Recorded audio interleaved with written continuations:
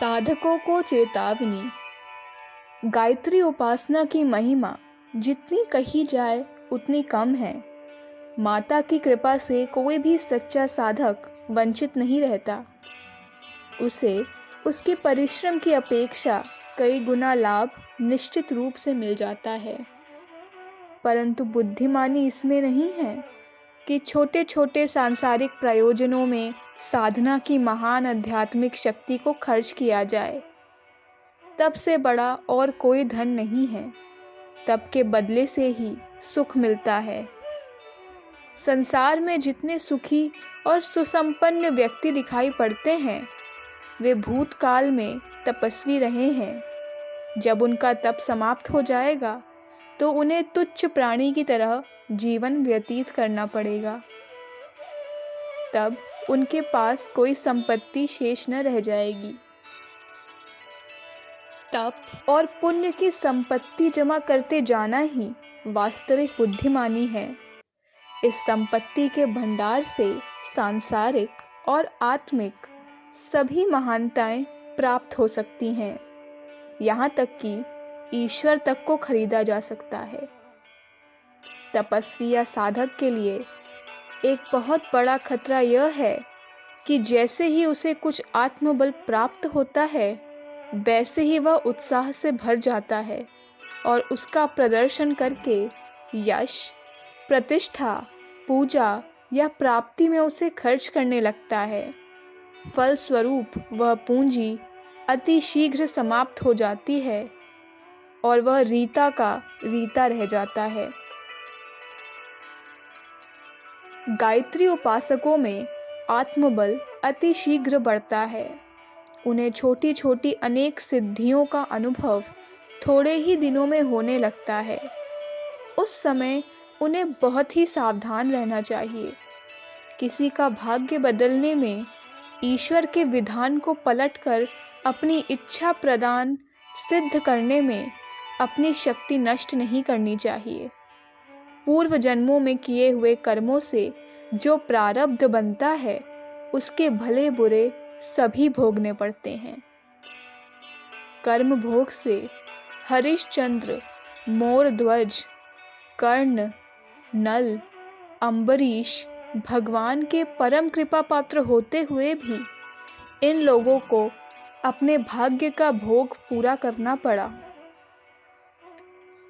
भक्त यदि अपनी तपस्या की बाजी लगा दे तो भगवान को अपना कार्य करने से रोक सकता है।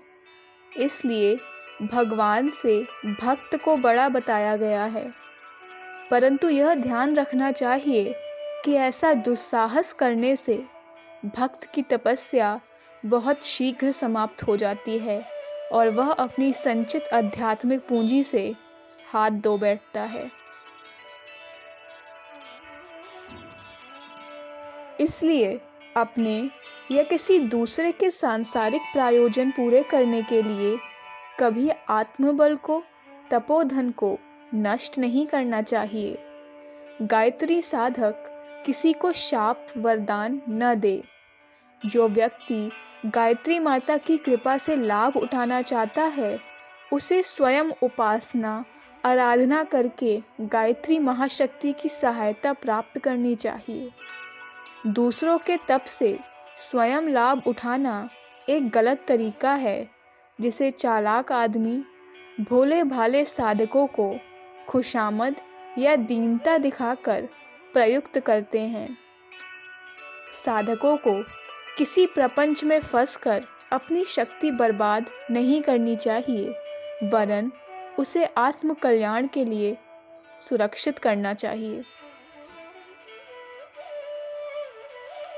यदि गायत्री उपासक को लोक सेवा करनी है, दूसरे पर दया आती है, उनकी पीड़ा दूर करने की इच्छा है तो अपनी सारी बुद्धिमानी खर्च करके उस मनुष्य को माता का उपासक बना देना चाहिए ताकि वह स्वयं आनंद, आध्यात्मिक और सांसारिक लाभों को प्राप्त कर सके।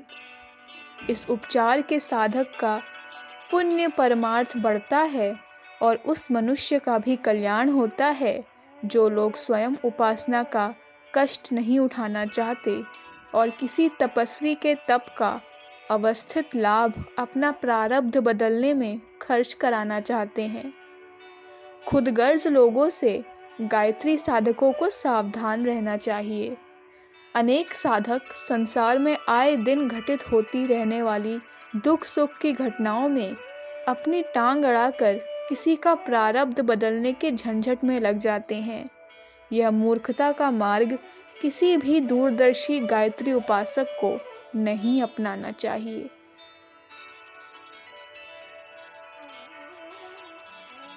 अखंड ज्योति, जुलाई 1953, पृष्ठ संख्या 8-9।